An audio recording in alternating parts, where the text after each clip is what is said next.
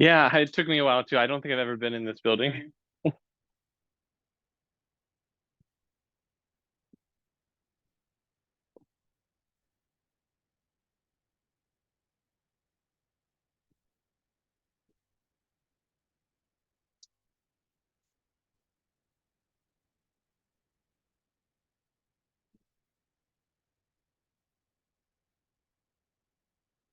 We'll give it a few minutes, since the room is hard to find. Does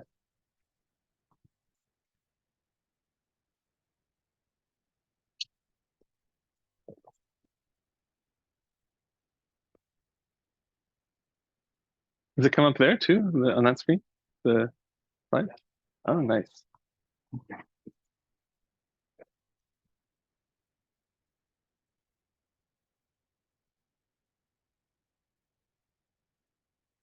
I'm recording this, so this will be available later. So, and that's why I'm wearing the AirPods, so it can get my voice no matter where I walk to. So,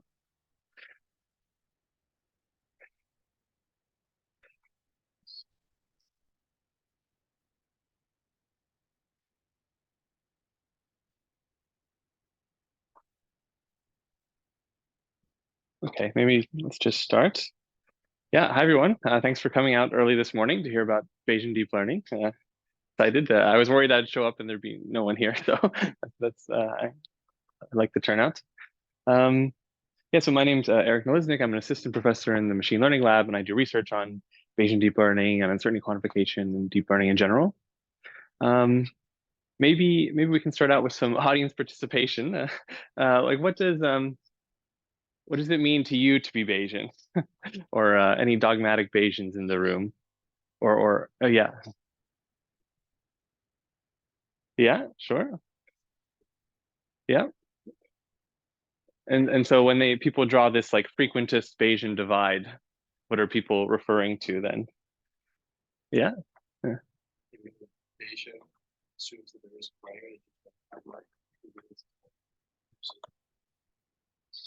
Yeah, I think that's close. I mean, that's not the definition I would give, but I think there's no maybe one perfect definition. Yeah.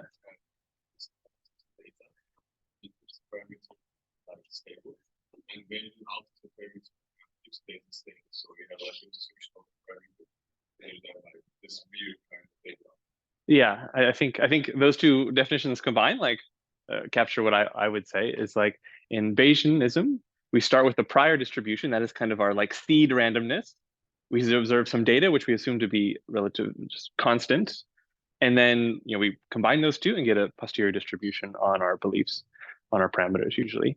And then frequentism says, okay, there's one true parameter generating all the data, and the randomness comes for how I see the data, how it's being sampled, the kind of finite, the messiness of seeing a finite sample from that model. And my goal is then to recover that true parameter that generated everything. And so maybe this will get into a bit tomorrow too, but you might say, well, why not frequentist deep learning? So in some sense, like um, if you believed that if you just run stochastic gradient descent on a deep neural network and the point estimates for the weights are uncovering the true parameter, then maybe you say, okay, I am frequentist, but I don't think anyone would truly believe that like a particular setting of the weights generated the data, right? So maybe that's a good place to start of like thinking of what are the inherent limitations of the Bayesian approach and what are the inherent limitations of the frequentist approach when we generalize to like big models like neural networks and large language models, right? This is departing quite extreme from maybe the linear models or beta Bernoulli models you've seen in traditional statistics courses. Okay, and then just for the two lectures, so this lecture will be more about kind of, I don't know, the textbook introduction to these things, kind of circa maybe 2015. This would be kind of state of the art. And then on Tuesday, I will give kind of a like research frontier lecture to talk about maybe the more messiness of how we think about uncertainty quantification deep learning now. Okay. So yeah, we have high expectations for our deep learning models or our artificial intelligence models, right? We want them to drive our cars, take care of us when we're sick. Um, And to do that safely, we need fundamental notions of uncertainty. So well, maybe you can't see it that well, but here's some pictures taken from a very nice paper that I recommend. What uncertainties do we need in Bayesian deep learning for computer vision? And they talk about applying uncertainty quantification to vision systems for self-driving. And so it's a bit dark, but here's a picture of a car driving through a city. And ideally, right, we want to capture notions of uncertainty where maybe close objects like the back of the car, the uncertainty is low. But as we kind of peer further down the street, right, uncertainty should go up because, right, things are becoming harder to see, harder to distinguish perfectly. And then it's especially useful, right, when there's kind of anomalous activities, right? Like a bright light comes and then it totally kind of distorts this part of the image. And ideally, we want some uncertainty quantification to say, okay, I don't know what I'm seeing over there. I need to slow the car down. I need to act appropriately. I need to maybe pass control over to a human driver, things like this. So I think unlike kind of classification, it's where the use case is kind of obvious. Uncertainty is a bit different in that maybe you have some notions of uncertainty, but then it's like, what do you do with it, right? Like it's not kind of obvious how you use that. But I think the self-driving scenario makes sense because you would just slow down the car, right? Same way with, if I covered my eyes, I'm going to walk more slowly because I don't know what's in front of me, right? But you can also imagine, what's another example? Like data collection. So if you had a robot who's exploring a kind of uncertain or new environment, you might want it to collect more data because you recognize that, maybe it's seen this part of the room, but it hasn't seen that part of the room, and therefore the uncertainty is high over there, and therefore we need to collect more data from that part of the space.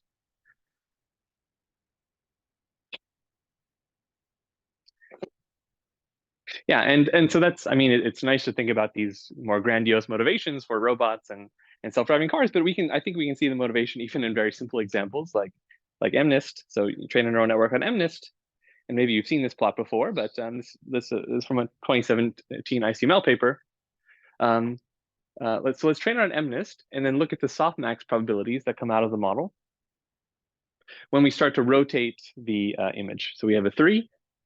And so right now it's predicted as 3 with almost 100% confidence. And we start to rotate the 3 a little bit to the left. We see that the model stays relatively stable, right? It's predicting 3 with very high confidence still. But as we rotate a bit more, right, almost indistinguishably from this 3 to this 3, the prediction totally changes, right? Now it says it's a 7 with very high confidence. And you can continue to do this. And then you see the network kind of just goes completely haywire, right? Thinks it's a 7 still, thinks it's a 0, thinks it's a 4, thinks it's an 8. And of course, like if the model has never seen rotated 3s, we don't expect it to get it right? We'd have to build that assumption into it or show it that type of data. But we do want it to do something other than this, right? We want it to reflect maximum uncertainty. So ideally, if we have a system that's quantifying uncertainty well, it should put all the predictions kind of at some point of rotation just right here under 0.1, which is 1/10, so perfect ambiguity about what class it is.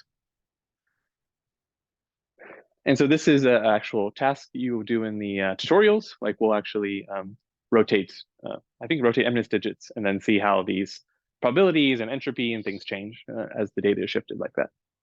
Yeah.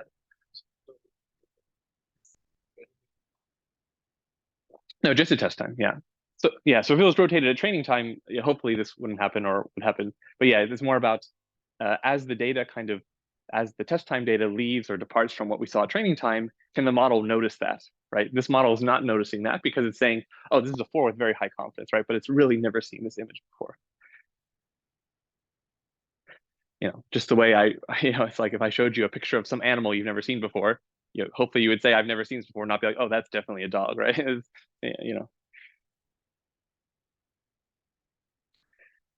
And so we can also think about uncertainty in regression.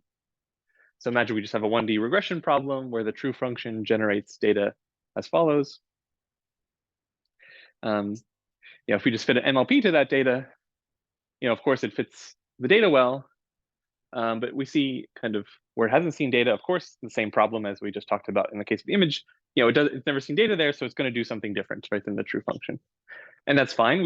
That's kind of what we expect. But ideally, we want the model to tell us, okay, I've seen a lot of data here, so therefore I'm sure. I haven't seen a lot of data here, therefore I'm unsure of what this particular value should be, right? So it's distinguishing where we've seen data and where we haven't. And so neural networks, right, because they're overparameterized, they have multiple solutions. When you refit them, you see this, well, in this case, where if I refit 1, 2, 3, 4, 5 different neural networks to this data, I see it fits the data well each time, but see I'm getting different solutions where I haven't seen data. We'll actually talk about next lecture how we can exploit this fact. But again, this is trying to show you that neural networks are going to be inherently ambiguous in these cases because they're overdetermined, or sorry, under-parameterized. Sorry, over-parameterized, therefore underdetermined. Okay. Okay, so that was a traditional neural network where we just had point estimates for the weights. And so a Bayesian neural network, if very simply put, will only have distributions on the weights. Right? So instead of having point estimates, we'll have some distribution on each weight.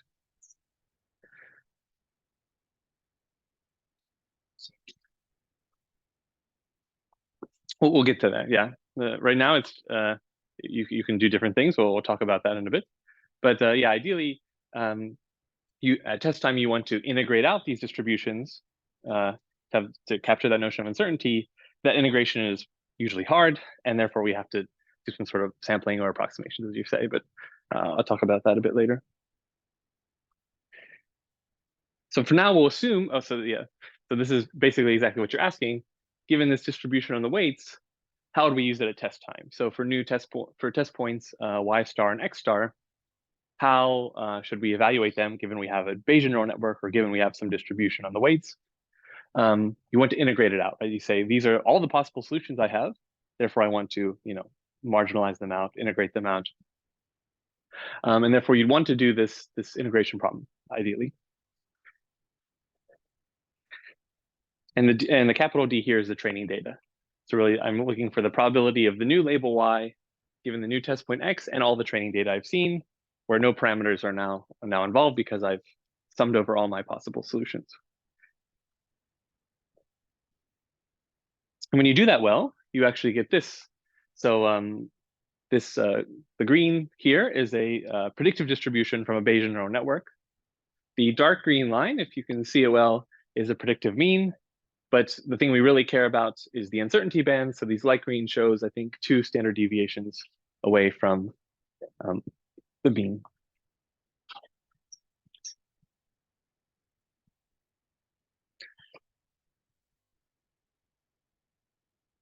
And so, just to reiterate, again, it's not modeling the function well in these cases where we haven't seen data. Again, this is basically impossible. But the crucial part is that the uncertainty now has inflated to capture the true function, right? So it's inflated enough to capture the blue line. And that's ideally what we want. We say, given this kind of uncertainty interval, it's going to capture the underlying truth. So now maybe you're seeing, okay, that seems like a mix of Bayesian and frequentist inference. And so here, if we assume there's kind of one generating process, we want our Bayesian procedure to cover or capture the true underlying parameter.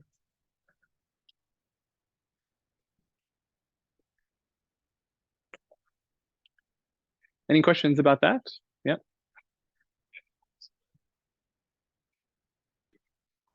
Yeah.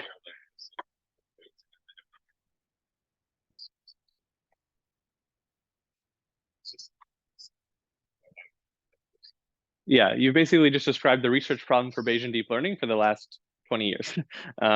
Yeah, because I mean, if this was easy to do, people obviously knew about Bayesian inference for a long time. It's really just how do we do this in a tractable, computationally efficient way? And there's been a sort of a dance as deep learning has progressed and come up with different architectures. Us Bayesian deep learning researchers have been trying to follow behind, being like, okay, for this given architecture, here's an efficient approximation for the predictive distribution. Yeah. So yeah, this is the core research question. Like, I mean, so I should say there's two actually research questions here. One is computing this distribution in the first place, this posterior distribution, is hard to do. And then even if it was given, computing this integral is hard to do.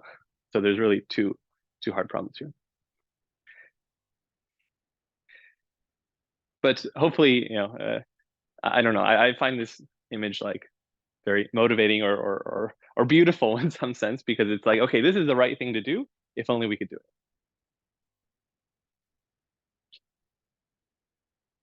Okay, model definition. So for simplicity throughout the lecture, I'm going to assume that the neural networks are just fully connected feed-forward networks, unless I state otherwise. And so for real valued regression, we'll assume we have some likelihood that is where the mean is captured by the neural network, and then I'll have some fixed response noise. Or sorry, maybe not fixed at times. Sometimes we'll priors on that as well. And for classification, of course, this will be a categorical distribution where the probabilities are parameterized by the network.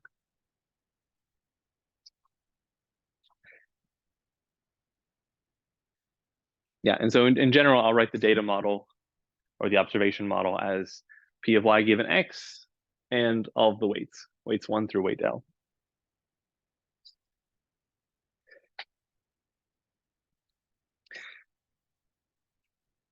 Okay, so the first step is setting a prior that is given these weights. We need to put some prior distribution on them.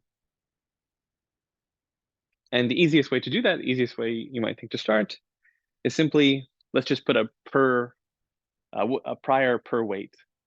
As for every weight, we set an individual distribution on them, so maybe normal or something for every particular weight in the network.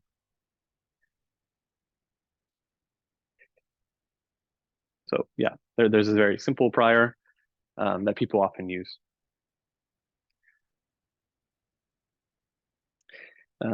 We could be a little bit more sophisticated and put a prior per layer. That is, all of the weights in one layer have some distribution, and we can capture maybe dependencies between them by putting a covariance matrix across them.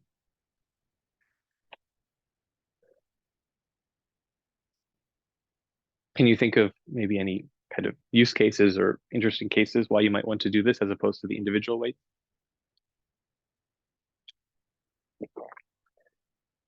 Yeah.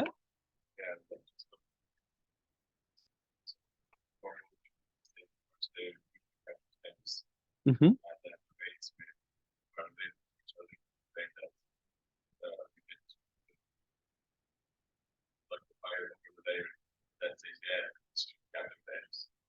Yeah. So that's a great idea. So people have thought about, can we encode like inductive biases, like convolutions, as priors? And yeah, you would need something a bit more structured for that.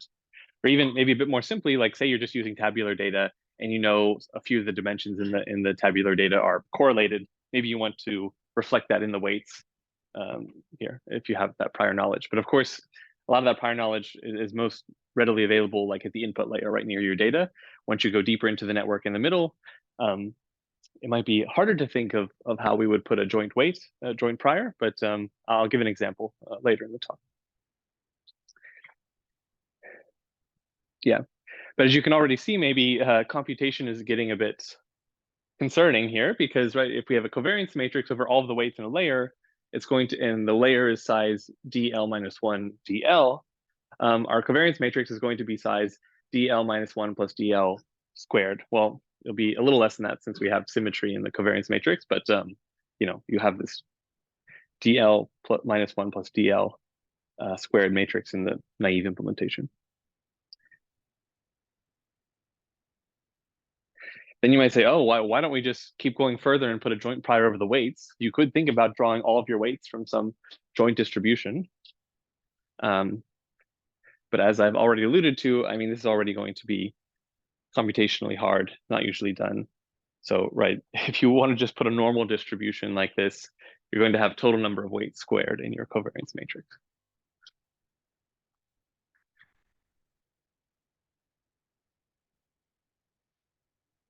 Hey,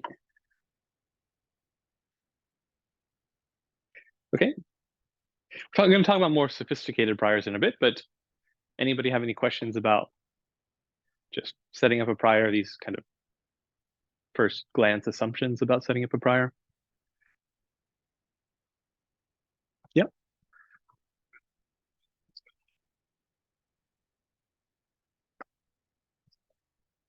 Okay. Hopefully I can stop that annoyance. Yeah, that's a great question. Yeah. Because it's easy. That's the quick answer. But yeah, I think I've written basically that in my it was not my PhD dissertation. It was a paper after that, being like criticizing the field for basically limiting themselves to normal distributions. But normal distributions do have a special property that I'll talk about in a minute. Okay, so now that we've set some prior, maybe we've done a normal, maybe we did something more sophisticated. Now the next step in the process is to come up with the posterior distribution. So given, and I'm just showing one data point here, X and Y, we want the posterior distribution on all the weights.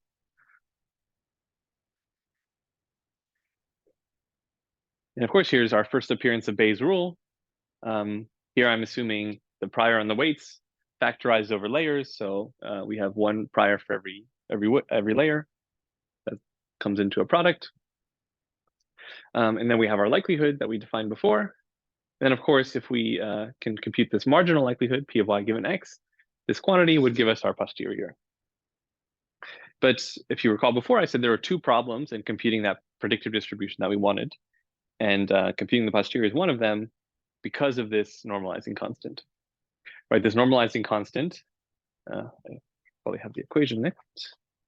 Yeah, right, is simply the likelihood with all of, the numerator with all of the weights integrated out. Right, so this is the exact same computation we have to solve for the predictive distribution, and therefore it's very hard, as mentioned earlier, right? These are going to be super high dimension. This is a super high dimensional integration problem. But I should say this is actually the problem that really all Bayesian inference faces, right? You have conjugate models that are probably the very simple ones you've seen in statistics courses, but like any traditional Bayesian statistician, when they want to apply a model to kind of real world data, they run into the same problem. They're probably not integrating over millions or billions of parameters, but they still have intractabilities, right? They still usually can't compute this posterior. So this is not a problem that's anywhere limited to Bayesian deep learning. It's really a problem of almost all of the Bayesian practice.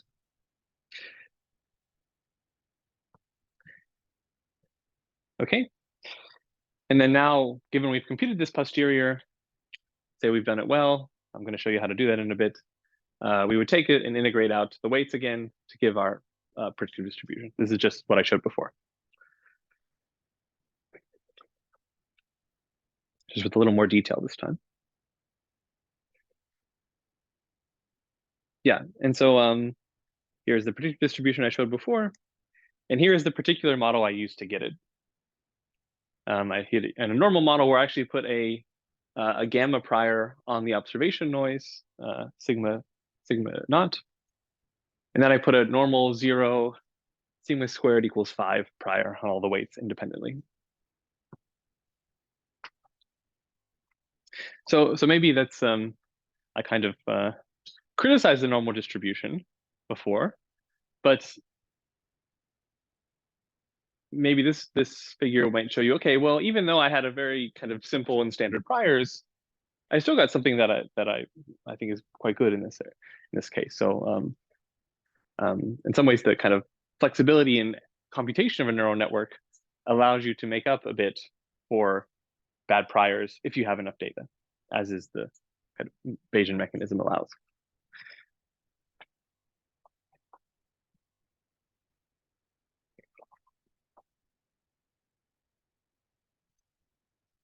Okay. Any questions, or shall I move into more details on priors? Okay. Yeah, and so yeah, as pointed out earlier, choosing this prior is very important, right? This, as I talked about Bayesian inference, right? This randomness is what drives the whole inference pipeline, right? So ideally, you want to choose it really well. And Michael Jordan, who's a famous machine learning researcher, said at a machine learning summer school I was at, garbage in, arbitrary priors, garbage out, uncontrollable error bars. Right.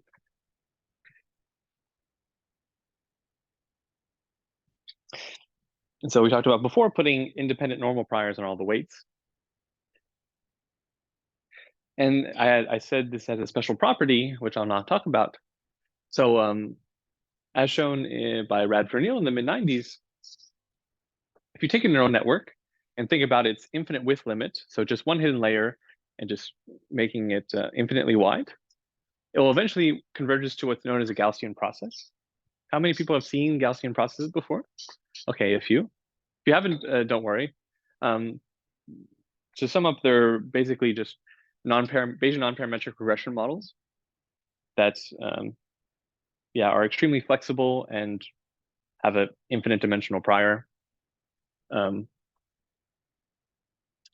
If you haven't heard of them before, it's not a crucial point, but it's one that people care about a lot in the literature. And so here is actually samples from a Gaussian process. So a Gaussian process parameterizes a prior over functions. So you can draw functions from that prior and they look like this. Your posterior over functions look something like this, and then you get uncertainty intervals like this. And so some ways, maybe some statisticians in particular would say this is sort of the gold standard for non-parametric regression, because these Gaussian processes are just extremely flexible, but still have well-defined notions of uncertainty. So this is one nice result, and that links these two classes of models. It says in the infinite width limit, our neural networks with this particular prior, a normal 0, variance squared over h, where h is the number of hidden units, will converge to this Gaussian process model.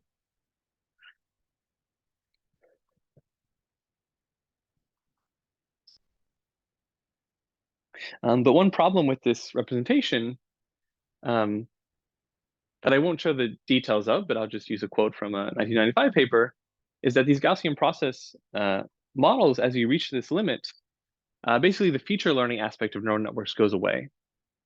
So just to read the quote, with Gaussian priors, the contributions of individual hidden units are all negligible, and consequently, these units do not represent hidden features that can capture important aspects of the data. And so the takeaway is that if you think about hidden units kind of representing hierarchical levels of features that get more and more semantically relevant to your problem, this goes away in a Gaussian process model. Each individual feature is negligible or contributing very small amounts of information.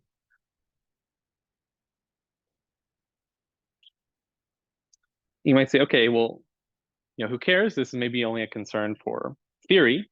But actually, this paper from 2018 showed this happens in practice. So here is a number of hidden units per layer in a neural network. So it's getting bigger and bigger as we go along the x-axis. And these three lines show a number of hidden layers: 1 hidden layer, 2 hidden layers, 3 hidden layers. And this red line shows at which point the neural network is statistically equivalent or unidentifiable from a particular Gaussian process model. And we see it actually happens quite quickly within like 10 hidden units, within maybe even like 8 or 5 hidden units with one hidden layer, it will happen very quickly. But as we make the network deeper and deeper and deeper, it actually delays this convergence. So with 3 hidden layers, it takes over 10 hidden units.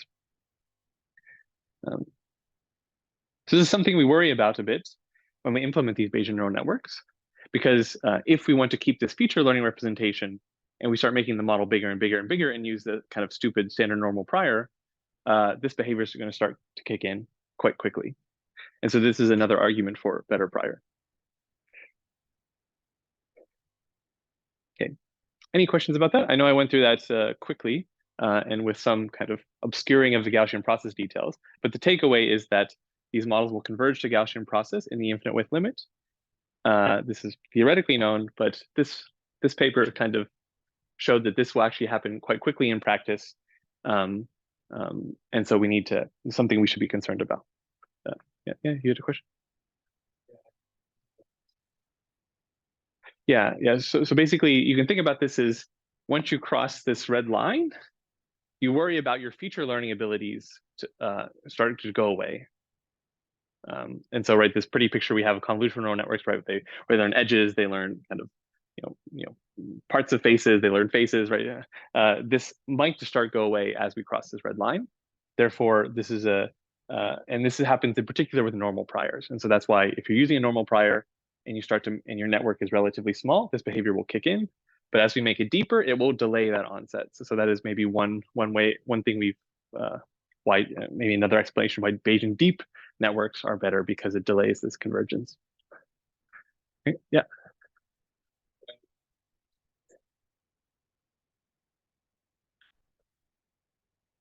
Yeah, so there are better ones. We'll talk about that.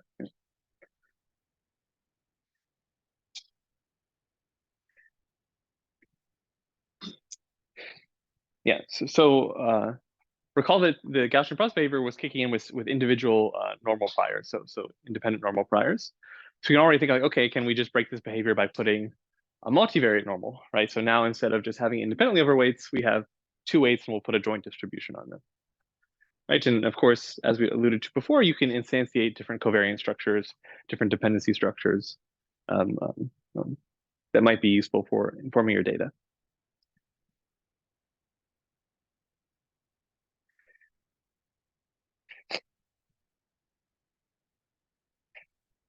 And so if we think about a multivariate normal prior, where we put individual components on the weights, or sorry, individual priors on the weights, you would have a diagonal covariance matrix that looks like this. And when you multiply these individual weights with the hidden units, you actually see the hidden units will distribute across the rows like this. Why does that matter? This basically means that the particular covariance element in this dimension is going to kind of influence how strongly or how weakly a particular weight can affect these particular hidden feature that it's seeing. And so this motivates hierarchical priors, where instead of just having a one level prior of some normal, but we'll also put some prior on the normal's parameters, say. And so say we have a normal 0 with tau squared as the variance, we can put a prior on that variance. And so we particularly want to respect this row structure. And so basically it says that for every weight acting on a particular hidden unit, hidden feature, we want to share the variance. So it means that all the weights in the same row, I, will have the same variance, tau I.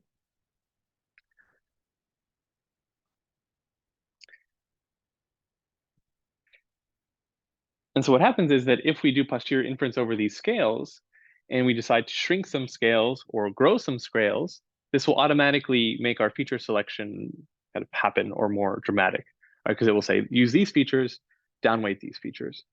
And we're using a Bayesian mechanism to do that. And so this is called the automatic relevance determination prior, because we're using Bayesian inference to upweight and downweight particular features. This is somewhat of a black box, and like how this is happening is only going to come out in your posterior distribution, because you'll get posterior distributions over these weights and these taus. And so if I look at tau in my posterior and say, okay, this is like 100, this means that this whole row and this corresponding hidden unit assigned to it will be very influential in my next layer. Whereas if tau is very small, right, meaning the weight is near 0 and the variance is really small, right, that weight is going to be very near 0. And so it might like delete some of these rows essentially. Yeah.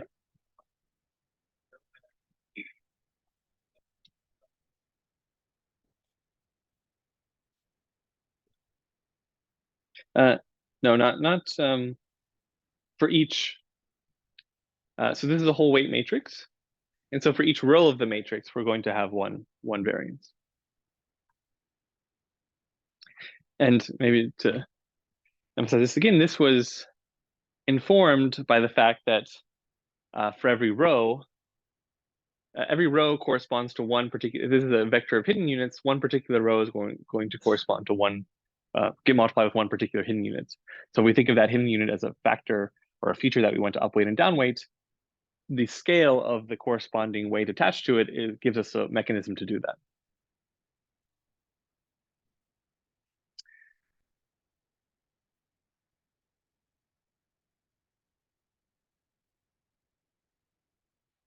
Yeah.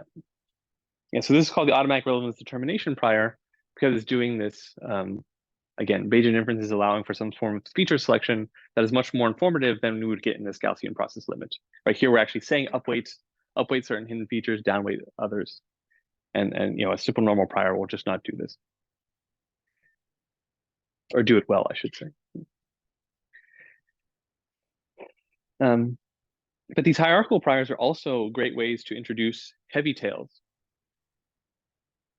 And so if you have a normal distribution on your weights, and your variance is drawn from an inverse gamma distribution, the marginal distribution on the weights, that is if you integrate the normal with the inverse gamma, has a t distribution, a student t distribution. And if you recall from your stats 101, this t distribution has much heavier tails than a normal. And so why is this useful? Or well, first I'll just show a picture. You can also do something even more extreme by putting a Cauchy or half Cauchy distribution on these weights, on the variance of these weights. And you get something that looks like this. Whereas if this black dotted line is your normal, this is called actually a horseshoe distribution when you marginalize these together. So it's called a horseshoe distribution, where you have very extreme kind of probability around 0, but then much heavier tails as you go out. And so this kind of has a two-stage behavior where it says, okay, if my weight is near the prior, near the center of the prior, 0, okay, we want to put a lot of probability there, so keep it around there. But if the data says, hey, let's not keep this weight around 0, let's move it away from 0 for some reason, allow it to do that because we have some heavy tails.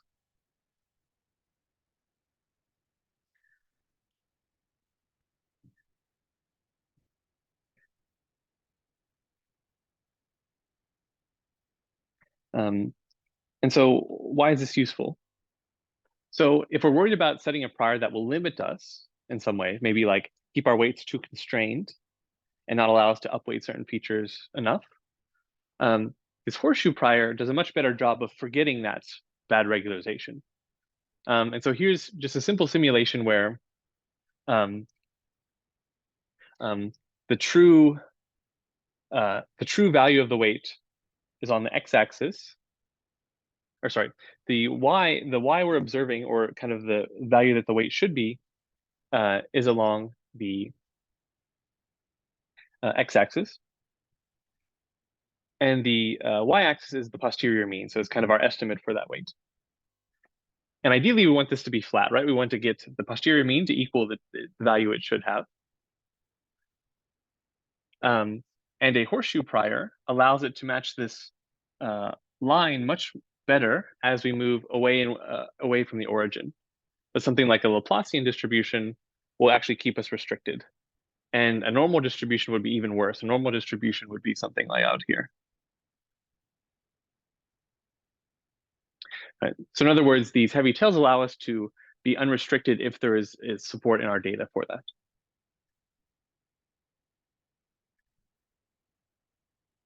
This is called bounded influence. These heavy tail distributions have bounded influence in the sense of that if your data says, okay, make this weight sufficiently large, it will allow you to do that. Whereas a normal distribution will always kind of pull you back towards 0 or its mean a bit.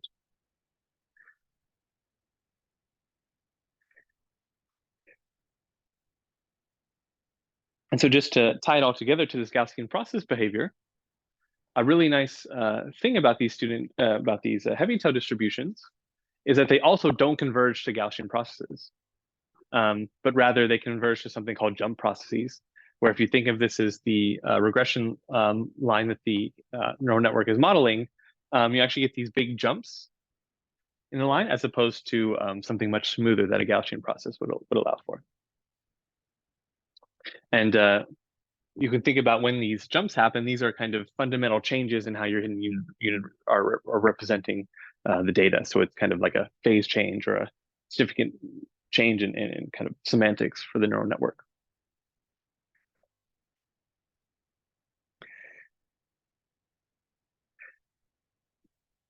And so just to, I'll move on to discrete priors in a second. So just to recap that kind of flow of logic. First, we had Gaussian priors.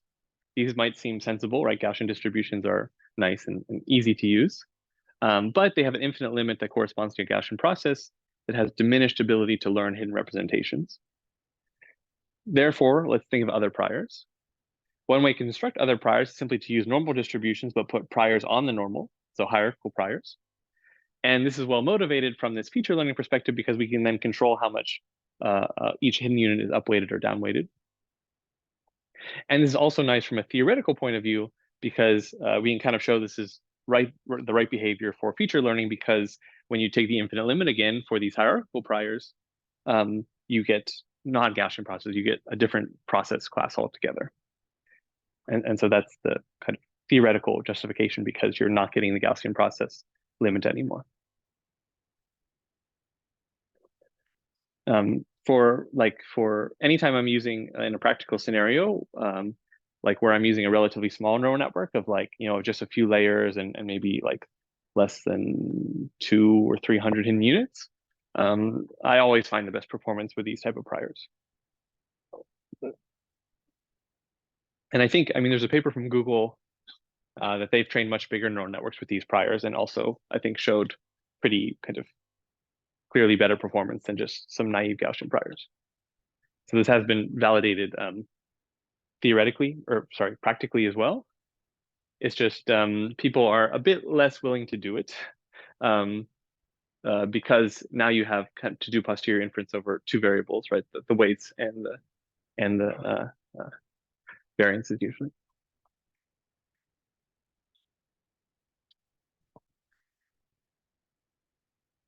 You might also say, well, we're just talking about continuous priors. Like we can set priors on any support, right? Like I can put support on anything, right? I can try to make the weights be like natural numbers, or I can make them just be binary. So I can draw my weights from a Bernoulli distribution. And this is actually interesting due to kind of computational efficiency, right? So if you want to implement some super resource efficient hardware, having a discrete prior would be a good way to do that. And also they have biological plausibility that I don't know much about, but I see it referenced in the papers on discrete priors. Yeah. Yeah. So that would be one way to represent a spiking neural network. Yeah. Yeah. So I honestly don't know much about the biological connections. I mostly read the papers about arguing for this for computational efficiency. It's easier to represent hardware. But of course, like with anytime where we want to optimize our neural networks with gradient descent, and if you have discrete weights with discrete support, gradient descent is going to be harder to implement, right? So you have to do some sort of approximations to get gradients.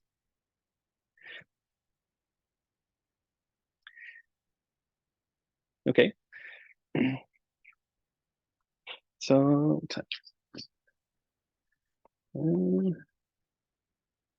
okay, I will talk about other architectures. Well, okay, let's take a break now, actually. Let's take like a 15-minute break and we'll come back at 10 o'clock.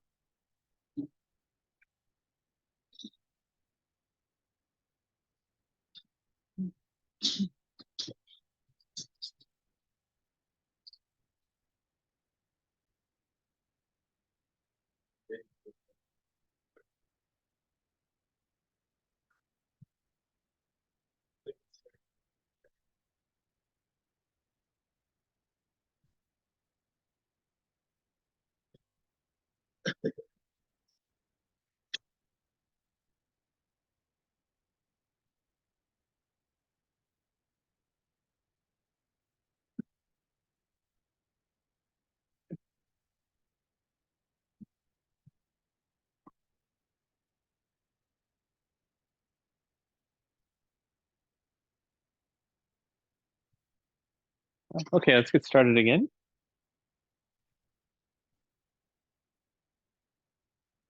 Um, Okay, so we talked about the different types of priors you can have, and mainly how we construct them, maybe give them a bit of structure and their support, maybe having a discrete prior, like a Bernoulli. But we haven't thought much about how these interact with the actual architecture that we're using. And in particular, we've been thinking about feed-forward networks, and really the big interaction is just the hidden units being applied with the weights, and how does that interaction happen. But let's think a bit more about other architectures. And so kind of residual networks, or ResNets. I assume you've seen these before. And okay, yeah. So we're just thinking of a very simple one, right? Where we actually we add the previous hidden units back, just a very naive skip connection. Um,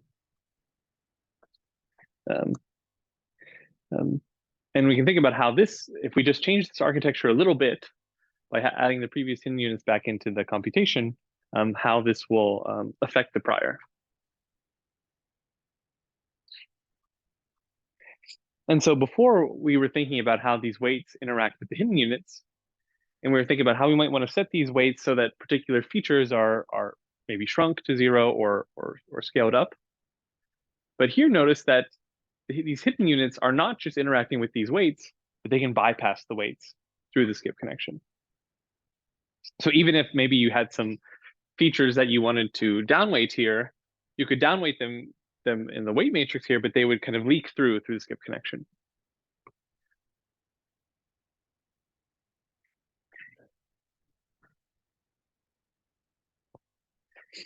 And so you might say, okay, I also want to maybe do some other things about how I can design the architecture to allow Bayesian inference to maybe select different parts of the architecture, such as the layers. And so you might think, okay, well, it's actually maybe a good thing that these hidden units can propagate through, you don't have to go through these weights. Because I could set a shared scale over all the weights and shrink them to 0 if I wanted to have some regularization where this whole weight matrix could go to 0, and it wouldn't hurt my neural network because these hidden units could just keep going through the skip connection.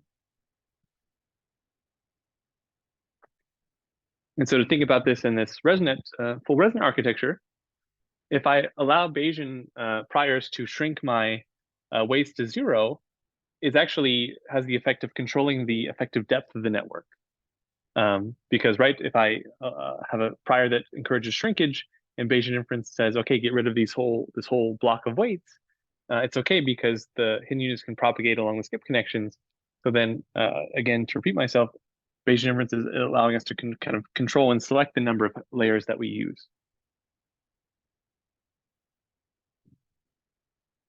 Yeah.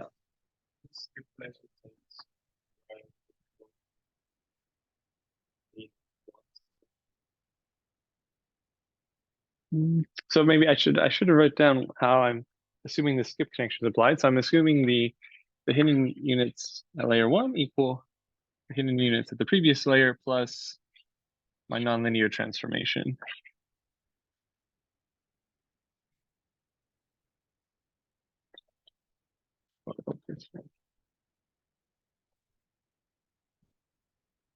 And so I'm talking about here setting the prior on these weights.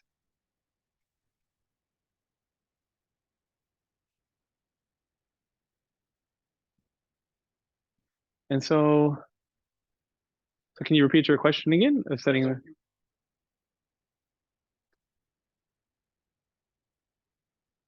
Yeah.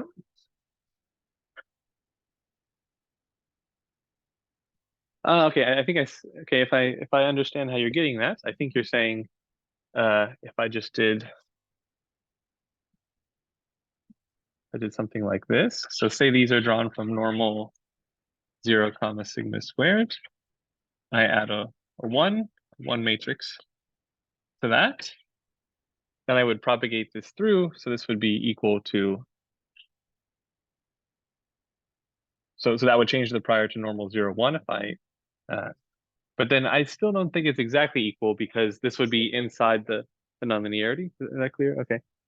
I mean, but it depends on how I know like people define skip connections in different ways, right? Sometimes they put the skip connection in the nonlinearity. Sometimes they put it out, or like I think there was one paper that put it outside, but then previous papers like got rid of that. So I'm not sure what people do exactly now, but let's just think about it in this simplest case where you have the nonlinear transformation, then you just add back in the previous hidden units to get the next hidden units, right?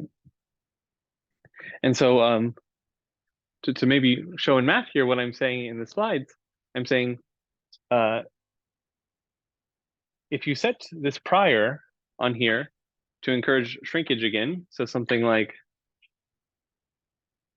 force these weights to be very near zero, or to deviate from that if the data allows, then if you imagine this whole weights going to zero, this would be bad in a regular neural network, right? Because I wouldn't learn anything, right? But this is okay in a residual network because this just whole thing goes to zero, but you still have propagating the information through. It's just copying the previous hidden units to the next hidden units. And so because of that, you can just think of different ways to set the prior to select different aspects of the network. Hidden units you want to emphasize, or layers you want to emphasize, or de-emphasize. Yeah.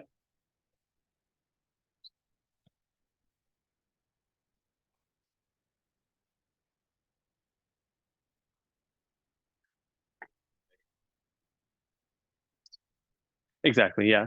So you would kind of set like a maximum depth and then allow Bayesian inference to pick some subset of those weights to actually activate.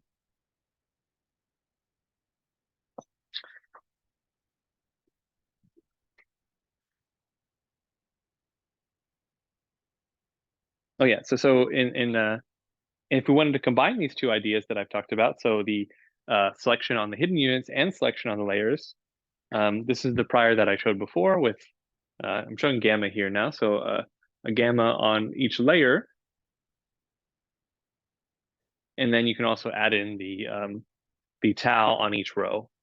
So now you have the variance is now a multiplication where you have some variance controlling how much each row is activated in the weight matrix, and some more global variable that's shared over all of the weights in the layer L.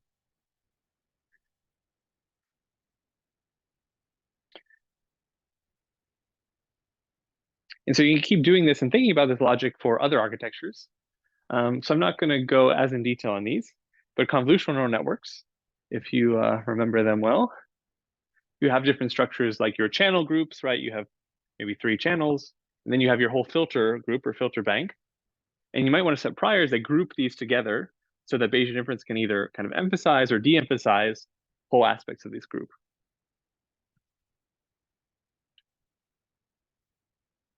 And same for recurrent neural networks like LSTMs, right? You have your input weights, your forget gates, you have your output weights, you have your, I forget what G is, another set of weights. Sorry, the input parameters and then your recurrent parameters of your different gates. You might want to, again, set different structures on them to have all of the weights in a particular unit kind of tied together through their variance. So they grow and shrink together.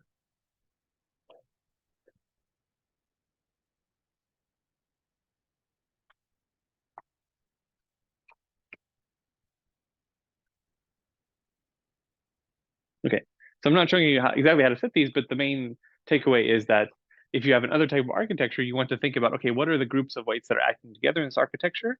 And I may want to tie them together with the prior. That is the takeaway message. And a simple way to tie them together is simply by adding this structure into the variance of a normal distribution. That is the simplest way to do it.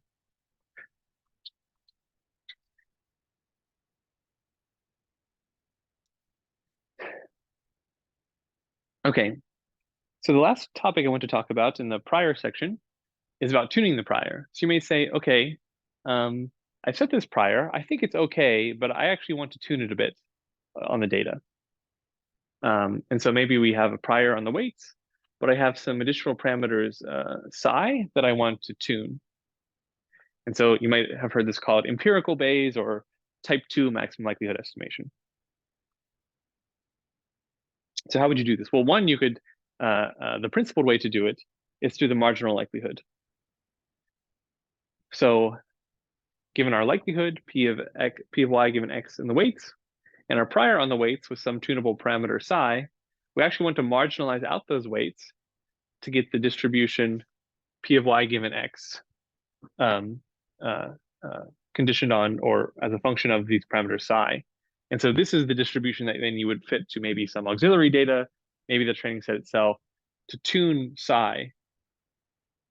Otherwise, if you don't do this integration, you'll kind of you usually overfit and you'll collapse the prior to something kind of too overfitting, overfit.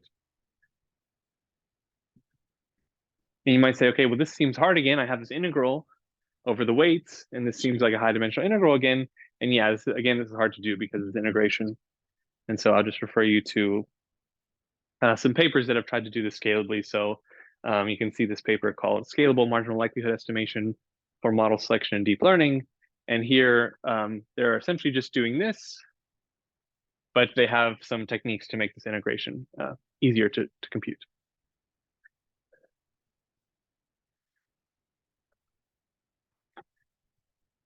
And so this is quite popular because, you know, in a very big neural network, we don't have a lot of information about how we might want to set the weights, and therefore we'll often tune them a bit.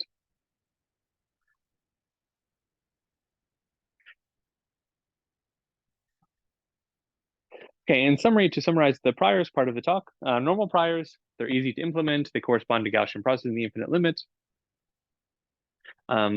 So you often see them, but you know, be wary of this Gaussian process limit. Hierarchical priors are good for inducing structure in the network that corresponds to the network itself, and for inducing heavy tails that break this Gaussian process behavior and allow you to do better feature learning. And then discrete priors, you're efficient, but you know, hard to implement in general because you want to take gradients, and we don't have gradients through discrete variables very easily.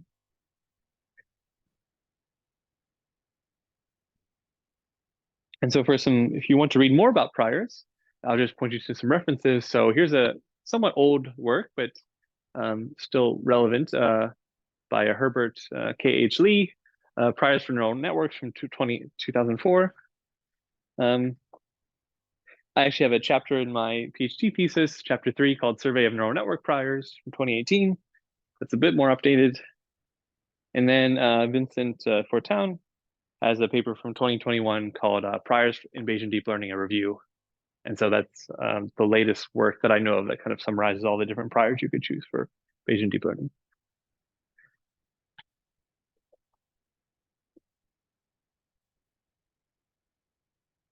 Okay, any questions or comments about priors before we move to posterior inference?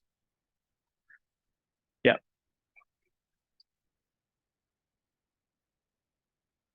So I think I'll talk about it, but you mean to do this computation?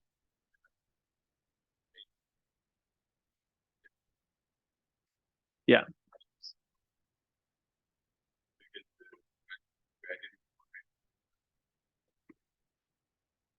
Yeah, so I think I'm going to talk about that next in posterior inference. Yeah. So far, I really haven't talked about training at all, besides this bit about tuning the prior here. There's really no other training happening. These are all things that are done when you set up the model. So yeah, maybe given the time I spent on it, you might be like, okay, there must be some training here, but no, it was really just kind of like, think about the architecture. You pick the architecture you want to use, think about its structure, pick a prior. Now let's actually see how this model meets the data. And this is posterior inference. So yeah, so to drive the Bayesian deep learning machine, we need this posterior distribution over the weights. So given the data that we've seen during training, we need this posterior distribution on all the weights.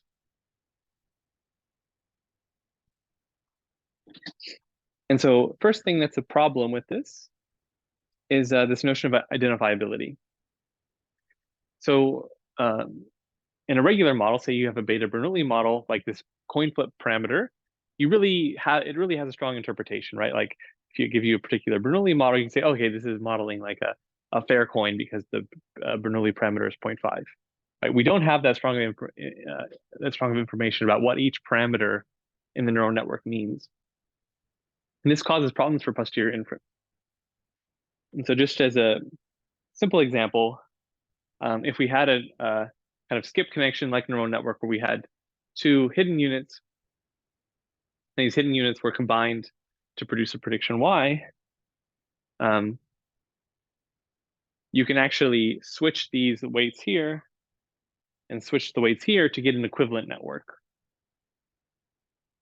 So just meaning that like our hidden units can be swapped in the network, and it's okay because the weights, as long as we swap the corresponding weights, it's okay, right? The neural network will compute the same thing. And so this is called permutation invariance. So this means in our posterior distribution, there'll be equivalent modes that correspond to different just rearrangements of the weights. So I'm not learning a different function or learning a different distribution. It's just, okay, if I rearrange the weights this way, I would have that one. If I rearrange them this way, I'd have this one, which are different points in posterior space, but they actually don't give you a different model. That's why they call them non-identifiability. There's also a problem when you're using rectified linear units. They have this thing called scale invariance. So if you have your input x and you scale it by some alpha greater than 0, you could just simply take 1 divided by alpha on the other side, and this is equal to just the original ReLU applied to x. So this is true for any alpha greater than 0.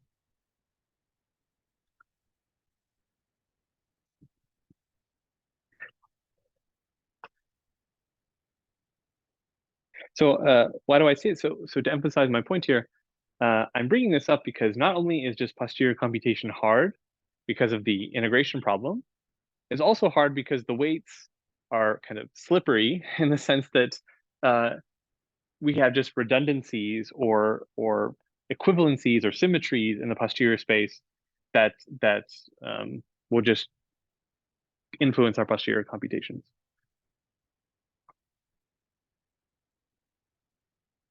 Okay.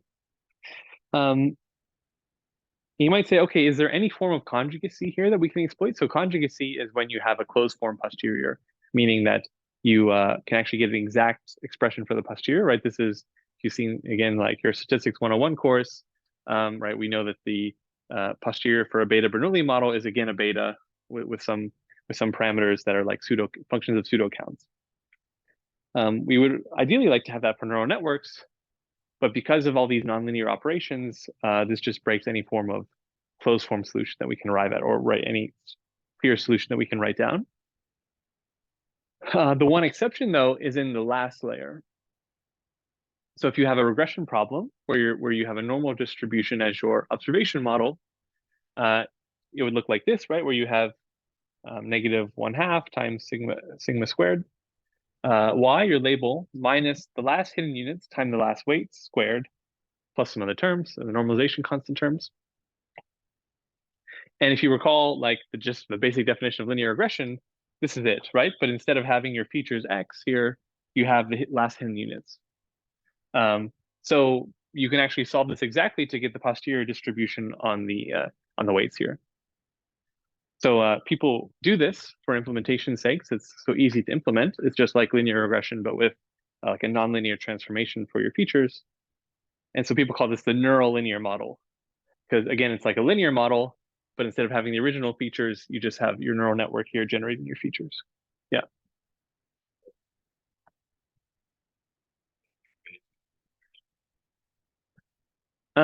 It'd be the same as Bayesian linear regression.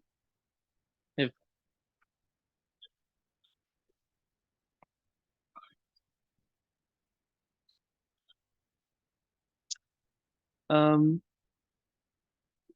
no, because if you just had one hidden layer, you still have the weights on the first layer, or like you have. Just to make it clear. Where my chart?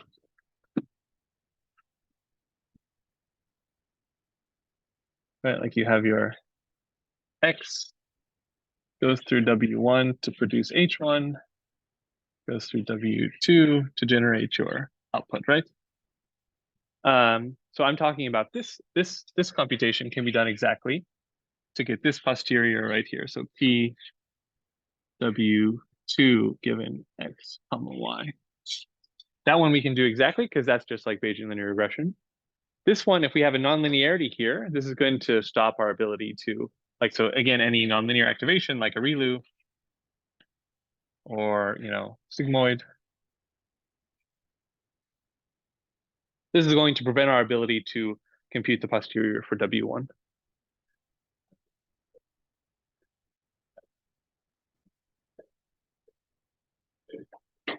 Oh yeah, exactly. Yeah. So if this was just like there's nothing nonlinear here, you could combine these weights and you just have Bayesian linear regression. Exactly. Yeah. I mean, you could also think of just as just some fixed transformation. So maybe, I have some other data set that I pre-trained this first layer on, and I just want to keep these weights like fixed. So they're a constant. Then you'd also have Bayesian linear regression, but just assuming that instead of these are being kind of parameters that you want to learn, they're just fixed. They're like pre-trained or some artifact of some previous knowledge that you had. Yeah.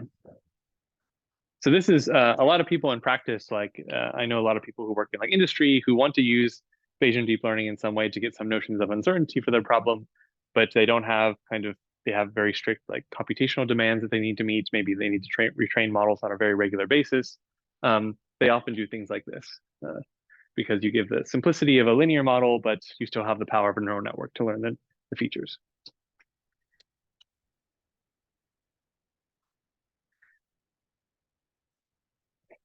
Um, so if you don't have conjugacy, you might say, okay, can we just have like a point estimate of the weights, but in the Bayesian interpretation, right? So this is called map estimation, maxime posteriori estimation, and right, and this is just when you write the posterior as proportional to the likelihood plus the prior, right? So this is just like taking the numerator of Bayes' rule, and you can train it to get a point estimate on the weights.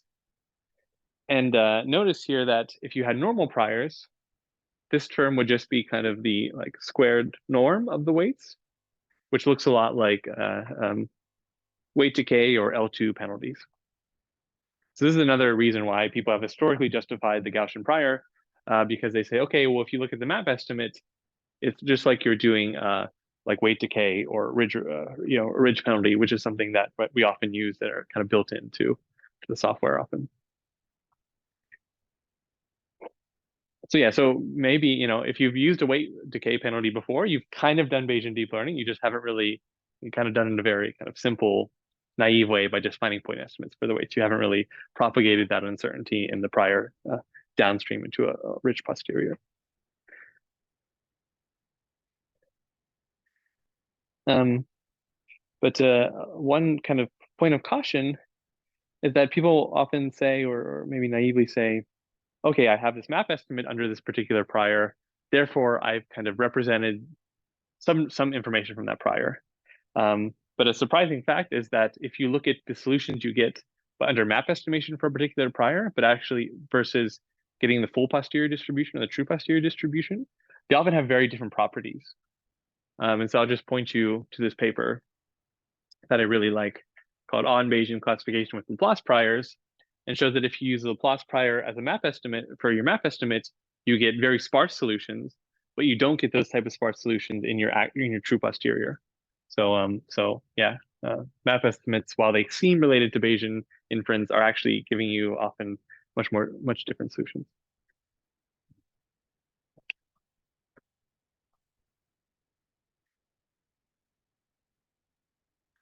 Okay.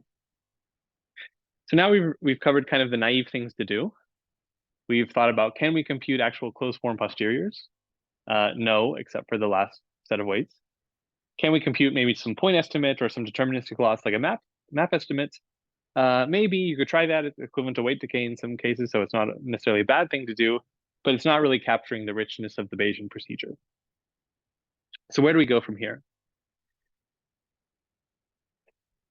So the most kind of computationally demanding thing you can do, but that should give you the best representation of the posterior, is called Markov chain Monte Carlo. So the idea is that here, say I just have two weights in my network, W1 and W2, and this is the true posterior distribution under them. So this is something that we don't actually have access to, but just say, for the sake of argument, I was able to take a picture of it, right? And it's complicated, right? It looks like this, right? There's kind of some strange curvature here. There's like some kind of warping of the mode, right? It's just complicated, right? It's not easily described by like, a simple normal distribution, say. Markov chain Monte Carlo is a numerical procedure that can give us access to this. And that is, we represent this posterior as a mixture of point estimates.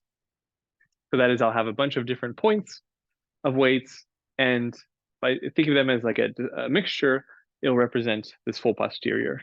And so visually, it would be like having just a bunch of different points here, or samples that quantifies this complicated distribution.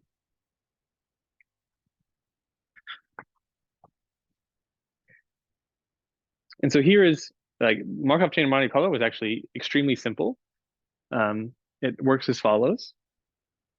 So say I have an initial point, W0, that I'm going to run it for some number of time steps, just like gradient descent, some time steps T1 to capital T. First, I'm going to sample a uniform distribution from 0, 1. Then I'm going to sample some weights from something called a proposal distribution. So this Q is a proposal that says, okay, given my current estimate of the weights, W0, generate a new estimate. And this is actually can be very naive. Like it would work if you just did something like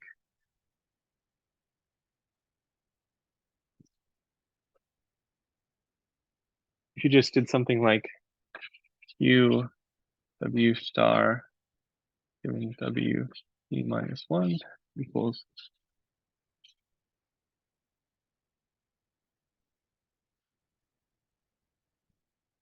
so you could just say, okay, given my previous points, just generate a normal sample centered at them, right? So this would just generate, sorry? Yeah, that's a good question. It's a parameter you need to tune often. Technically, it works for any sigma. But if I imagine if I set the sigma like super small, I'm going to be moving very tiny increments, right? Like my W star is going to be very, very close to my WT. So ideally, you want to set this distribution in a way that can explore your posterior space. Yes, exactly. Well, it's like a learning rate, but actually a bit more, because it also, you could put in directionality here too, right? Like, so imagine I was like, my current point W0 is like right here, right? Like right on this edge of this kind of blue green. And I want to get here, right? Because I want to get to the area that has like the most posterior probability. If I generate just like a symmetric proposal, I can go in any direction. So ideally, I want a very smart proposal that says, okay, go from here towards here, right? And you might be thinking, okay, that's what gradient descent allows us to do a bit, right? Like, if I was here, I'd take the gradient and that would give me a direction to go to. We'll see that come back in a second. But for now, we're thinking of just very simple, stupid proposals where given here, I just propose something in that neighborhood. But of course, that neighborhood would be controlled by whatever you set this to. Sorry, in this case, yeah. So this is just for one weight, but this would be like a vector. Yeah. But also imagine if I set the learning rate, or like this learning rate or this proposal distribution to be too large, right? I could set it such that like my proposals are like out here, right? Which again is like the bad learning rate scenario. Yeah. Good question. But I think the beauty of Markov chain Monte Carlo is that it technically works for any proposal. So I can even pick something stupid here. It just depends on how long I need to run it for. And so then given this proposal, you take your numerator of Bayes' rule. So this is just the prior times the likelihood for the new point, divided by the old point, times what's called like it's called the Hastings correction, I believe. But basically, it's just saying what's the transition probability from the new weight to the old weight, divided by the transition probability from the new weight, sorry, the old weight to the new weight.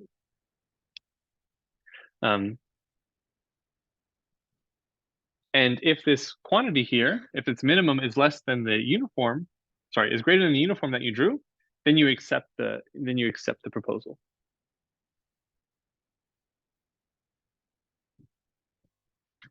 So again, going back to this picture,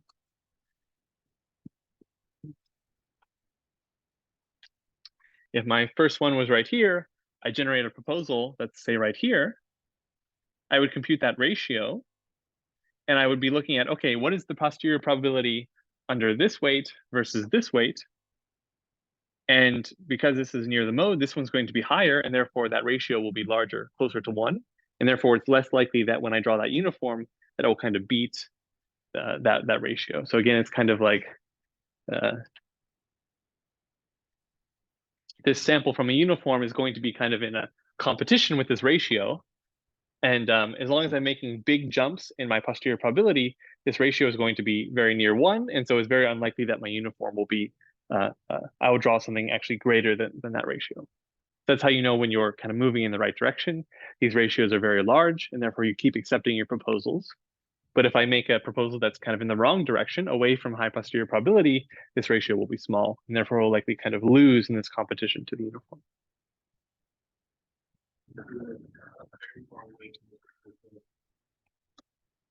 Sorry?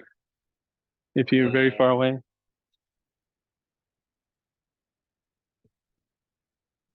Yeah.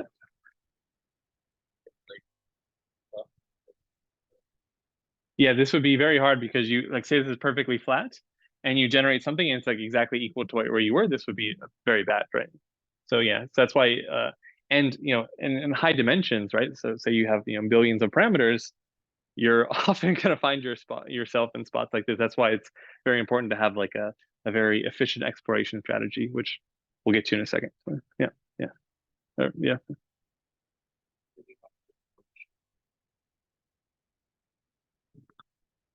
Uh, this quantity right here.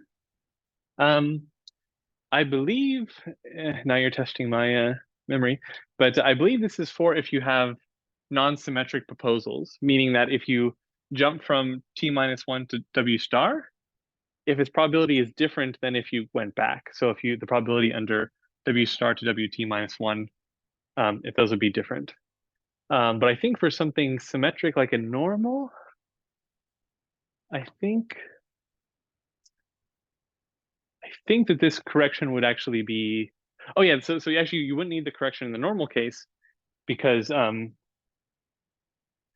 probability of wt-1 given w star, say is normal w star, right, sigma squared. And if you remember your normal, right, you just have something exp sigma squared wt-1 minus w star squared, right? So actually, because where 1 is the mean and 1 is the value, but because I could switch their place here, the probability is symmetric, and therefore these would in that case this would actually be cancel out and just be you just have these two terms. Good question. In what situation?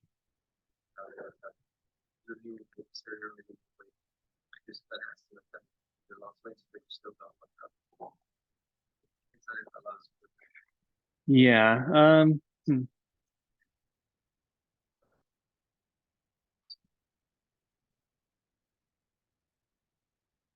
Yeah, that's a good question. Yeah, I mean, I always think of it as if you have a non-symmetric proposal, you need to add this correction. If you have a symmetric proposal, you don't need it. But yeah, I need to think harder about like a case where you're actually moving to a better place under the posterior, but the non-symmetry of the proposal is like telling you that it's actually, sorry, you're moving to a worse place, but your symmetry of the proposal is telling you, your non-symmetry is telling you that it's a better place. I'd have to think about the cases to demonstrate that. I'm not sure. Yeah, another question. Yeah.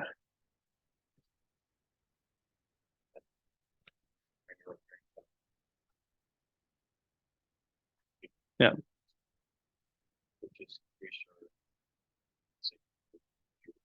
Yeah. So that's a great point. Yeah. So like if you actually look at modern software packages that implement Markov chain Monte Carlo, they have what's called an adaptive step size, and this is exactly what this does. That's a great point. Yeah, and so if this test passes, you accept the proposal, else you don't move.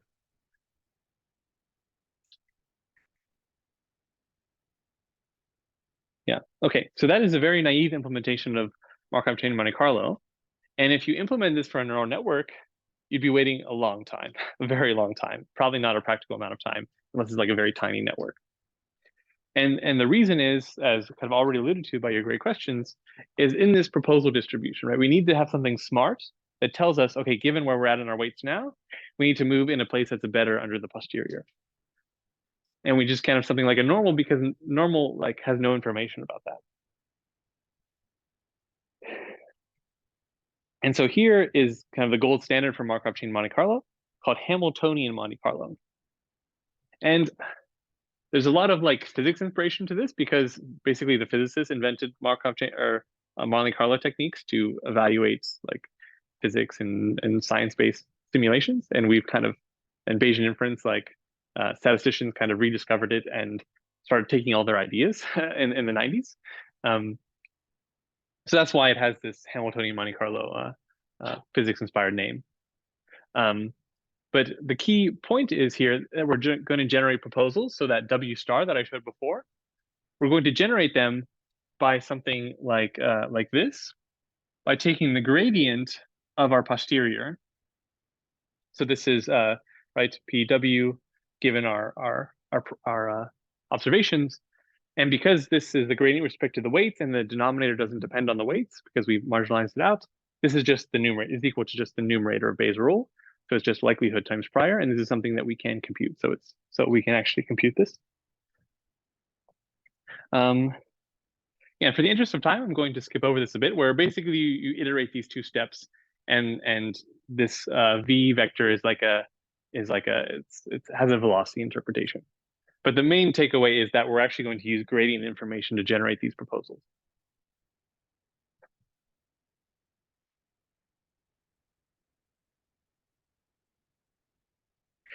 And so people have actually now deployed very sophisticated HMC techniques to fit very big neural networks. And so this was a paper in collaboration between people at New York University and Google. And they used something like 512 TPUs to run very, very good Hamiltonian Monte Carlo on big neural networks. And they found that their posteriors, this is just a two-dimensional projection of their posteriors. They look something like this, right? Of course, this will be very high dimensions, but as you can see, right, it's kind of as we suspected, or right, it's very complicated. You have isolated modes that if you're trying to get from this mode to this mode to explore them, you're going to run into these low density areas and get into these sticking problems like you already talked about. So yeah, yeah, these are the best we can say about what true posteriors actually look like.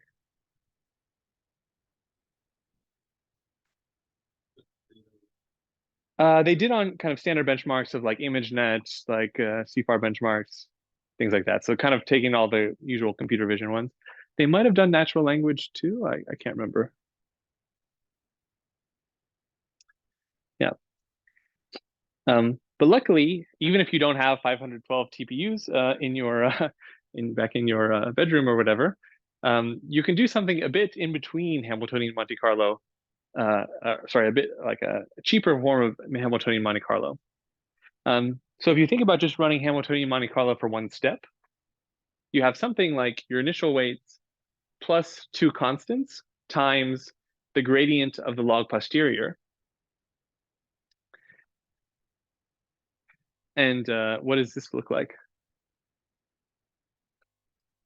Right. This should look to you a lot like their traditional gradient descent update, right? We have our current estimate of our weights plus the learning rate times a gradient.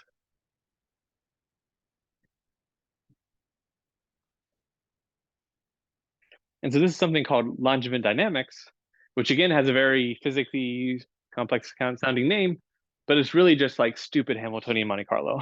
It's like Hamiltonian Monte Carlo, but you only just run for kind of one proposal. You just take your learning rate times your gradient and just move that way. And that's your proposal. The core difference though with regular gradient descent though is that you basically have gradient descent plus this v hat term, and this v hat term is noise. So this is the equivalent of having this proposal distribution, right? It's kind of the noise that drives you in a more exploratory path than just following the straight gradient path.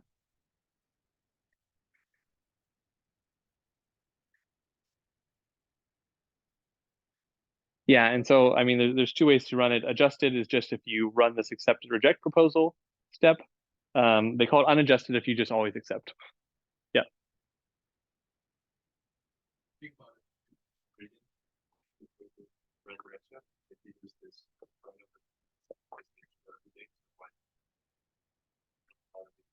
Yeah, so the key is that you have this noise term, 0 plus sigma squared. So right, if you think about, yeah,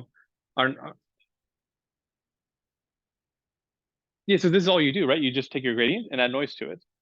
So if you think about it, it's very like it's I think it's basically what you just thought about already, is that right, regular gradient descent, right, might start here and take us a straight path to here, where this will take us a gradient step, but then add some noise. And so instead we'll take a wandering path around here, but that's actually what we want because we want to actually quantify our uncertainty by investigating all of these different weight settings. So that's the trade-off, right? You want some gradient to point you in the right direction, but you don't want to actually go in the perfect direction. You want to explore and wander around. Right. And same with like this more realistic picture, right? True gradient descent, like once you get here, you're stuck, right? Because you're at the minimum. Where if you have this noise, that will eventually kick you out of the minimum, hopefully, if you have enough of it.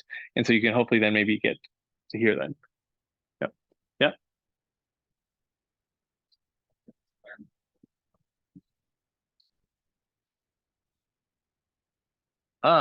Okay, so yeah, you're just proposing something called the Laplace approximation, and I will get to that either in this lecture or at the start of the next lecture, if I have time.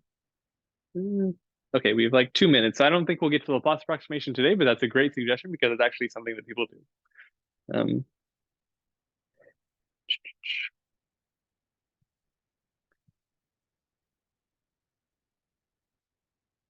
Yeah. And so just to finish off with another technique, I'll introduce it today, but then we'll pick up some of the details on Tuesday. So say, okay, this Hamiltonian Monte Carlo procedure just seems too expensive. Like this noise, using this noise to explore the distribution just seems like I just don't have time for that. I have a deadline tomorrow. I need to do something faster. So you can instead do something called variational inference. And variational inference says, okay, I don't want to approximate posterior with just these samples or these like checkpoints that I'm moving around posterior that are too slow to collect. Instead, I'm going to fit a distribution to approximate this posterior. And so maybe my true posterior looks like this. It's something kind of elongated. And if I fit a just normal distribution to approximate it, maybe it'll look something like this, right? And the trade-off is that this is a really bad approximation in this case, right? I'm missing kind of all this information here and here, but the benefit is that I can fit this way, way faster than if I would run Markov chain Monte Carlo. So it's a computational trade-off.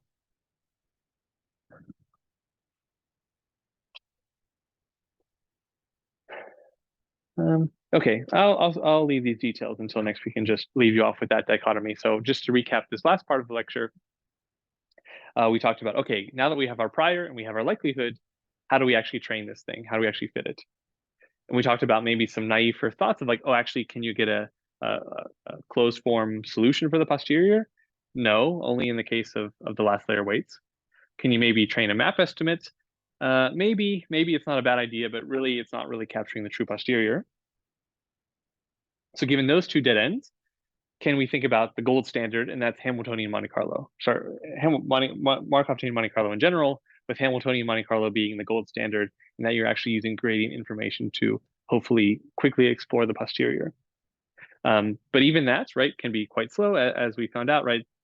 Google and NYU, right, took them a long time to do this for neural networks that you can probably train in like less than a day. So instead, the alternative that we'll pick up with next time is variational inference and how to do something much, much quicker by fitting this approximation distribution here. But the trade-off will be that for the speed, we actually will lack a lot of kind of we'll have a lot of approximation error. Okay, yeah, that's it for today. Hope to see you on Tuesday.